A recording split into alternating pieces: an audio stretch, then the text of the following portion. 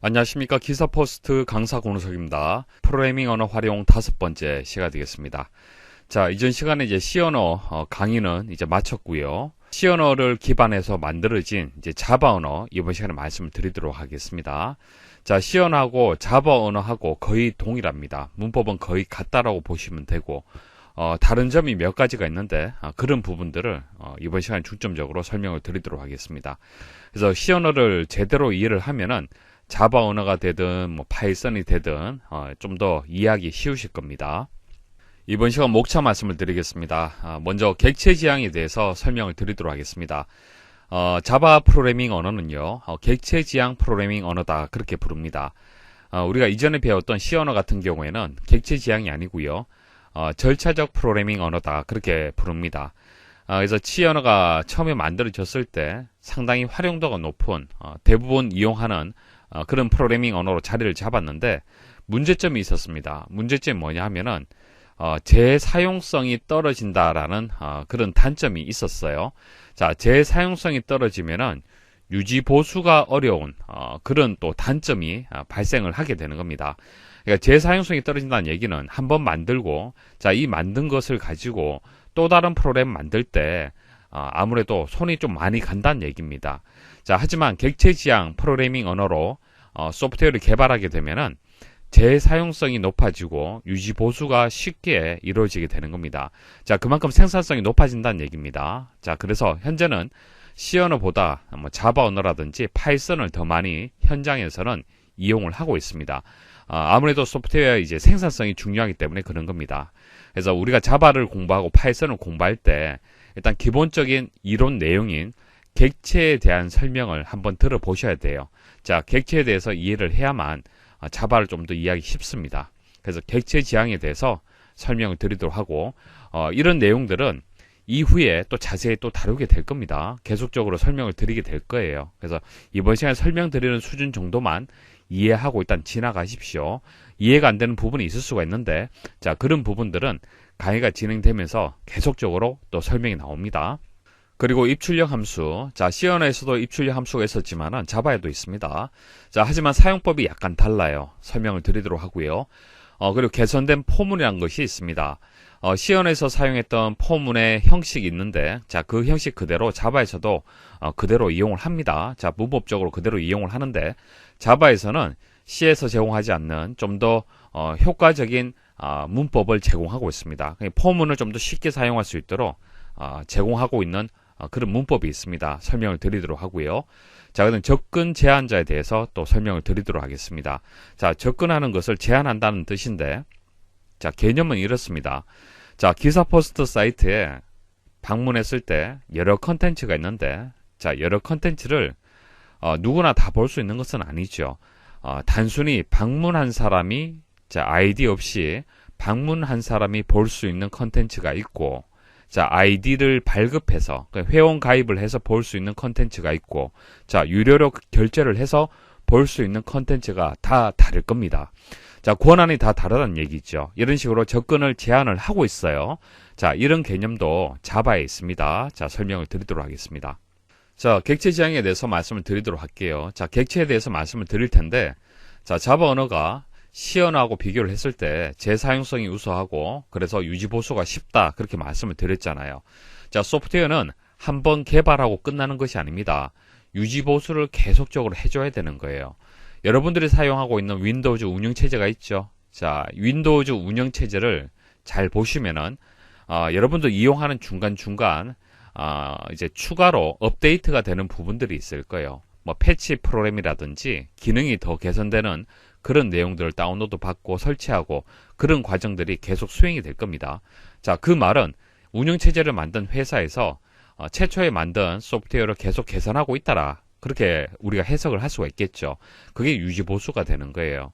사실상 소프트웨어를 개발하는 기간보다도 유지보수를 하는 기간이 더 길다. 그리고 비용이 더 많이 소요가 된다라고 보실 수가 있습니다. 그래서 유지보수라든지 소프트웨어를 재사용하는 것은 소프트웨어 생산성 향상을 위해서 상당히 중요한 부분이 되고요. 자, 그것 때문에 자바라든지 파이썬을 지금 많이 현장에서 사용을 하고 있습니다. 자, 이렇게 재사용성이 우수하고 유지보수가 쉬운 이유가 객체를 기반해서 객체 지향 프로그래밍 언어로 만들어져 있기 때문에 그런 거예요. 그래서 객체에 대해서 기본적인 개념은 여러분들이 알고 계셔야 됩니다. 앞으로 객체에 대해서 계속적으로 얘기가 나올 거예요. 일단 기본 개념을 이번 시간에 어느 정도는 이해를 하시고 자바를 이제 학습을 하시면은 좀 더 쉽게 이해가 되실 겁니다. 자, 이런 객체에 대한 개념은 사실상 한두 시간 설명드려서 여러분도 100% 이해를 못합니다. 짧게 정리해서 제가 설명을 드릴 텐데 이해가 좀 어렵다 하더라도 어느 정도 이해가 된다라면 일단 지나가십시오. 자, 현실 세계에 존재하는 실체. 자, 실체를 이제 엔티티, 개체라고 부릅니다. 실체를 엔티티, 개체라고 불러요. 여러분들도 이제 개체가 됩니다. 여러분들도 엔티티가 되고 저도 엔티티가 되는 거예요. 실체가 되잖아요. 그죠? 현실 세계에 존재하고 있지 않습니까? 그러니까 여러분들도 엔티티가 되고 저도 엔티티. 책상, 모니터, 모든 사물들이 다 엔티티가 되는 거예요. 자, 이런 실체와 개념들을 우리는 객체라고 자바에서 부릅니다. 자, 객체라는 독립된 단위로 해서 구성을 해서 프로그래밍을 하고 있어요. 자, 이 객체들이 메시지를 통하여 상호작용함으로써 전체 시스템이 운영되는 개념, 자, 이것을 객체 지향이라고 하는 겁니다. 자, 금방 메시지라고 말씀을 드렸는데 하나하나 용어 설명 드릴 겁니다. 자, 그리고 객체 지향에서 가장 중요한 것은 클래스 그리고 객체의 개념을 차이점을 이해하는 것이 중요합니다. 자, 우리가 빵을 만들 때 빵 틀이 있죠. 자, 틀이 클래스의 개념이 되는 거예요. 자, 자바에서 클래스라는 얘기가 계속 나오는데 클래스는 빵 틀이다. 그렇게 이해를 하시면 됩니다. 개념적인 의미라고 보시면 되고, 자, 구체적인 의미, 구체화되는 것은 빵이잖아요.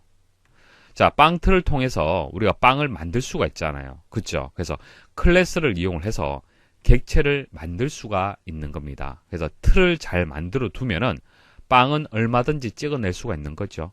얼마든지 재사용을 할 수가 있는 거예요. 클래스 제대로 하나 만들어 두면은 얼마든지 새로운 소프트웨어를 쉽게 만들 수가 있는 겁니다. 그래서 클래스가 어떤 개념적인 의미라고 봤을 때 객체는 클래스를 이용해서 만들어지는 구체적인 의미다. 자, 예를 들어서 설명 한번 드려보도록 할게요. 자동차를 클래스라고 한번 생각을 해보십시오. 우리가 자동차라고 얘기를 했을 때 머리에 떠올려지는 개념들이 있죠. 어떤 것들이 있습니까? 바퀴는 4개다. 엔진은 1개다. 그리고 좌석이 몇 개고, 유종은 어떻게 되고, 이런 것들이 있죠. 자, 그런 것들을 개념적으로 생각을 했을 때, 우리가 폭넓게 그냥 자동차라고 얘기를 하잖아요. 그죠? 자, 그게 클래스의 개념이 되는 거고요. 자, 클래스라는 개념이 만들어지면은, 이제 자가용도 만들 수가 있고, 버스도 만들 수도 있고, 택시도 만들 수가 있는 겁니다. 자, 자가용은 우리가 가지고 있는 기본적인 개념, 자동차의 개념에서 좌석이 5개고, 일반적으로 휘발유, 혹은 경유를 이용하죠. 자, 휘발유를 사용을 한다. 자, 버스는 좌석이 20개다. 일반적으로 경유를 사용한다. 자, 택시는 좌석이 5개고 LPG를 사용한다. 자, 이런 식으로 기본 개념에서 조금 차이가 되는 부분만 추가로 코딩을 해주면 되는 거예요. 우리가 자가용이라는 소프트웨어를 만든다라고 했을 때 클래스만 있다라면은 각각의 특성에 맞는 추가적인 내용들만 코딩해주면은 자가용이 만들어지는 겁니다. 버스도 마찬가지고요. 택시도 마찬가지예요. 자, 이런 식으로 객체를 만드는 겁니다. 자, 그리고 객체가 이렇게 만들어졌을 때 크게 두 개의 영역으로 나뉘게 됩니다. 속성과 메소드로 나뉘게 됩니다. 속성하고 메소드. 자, 뒤에 다시 정리를 해드릴 거예요. 자, 객체는 크게 속성이 있고 메소드가 있어요. 자, 속성은 말 그대로 특성입니다. 특성. 자가용을 표현하고 있는 특성, 특징을 뜻하는 거예요.